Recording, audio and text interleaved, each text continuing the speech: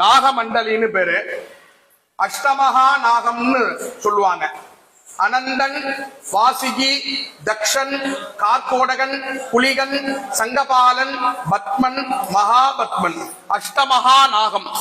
சித்தர்கள் இந்த ஸ்தலத்துல ராகு கேது தோஷ நிவர்த்தி, சாப பாப பிரதிபந்த நிவர்த்திக்காக எந்திர ஸ்தாபனம் இந்த இடத்துலதான் பண்ணிருக்காங்க.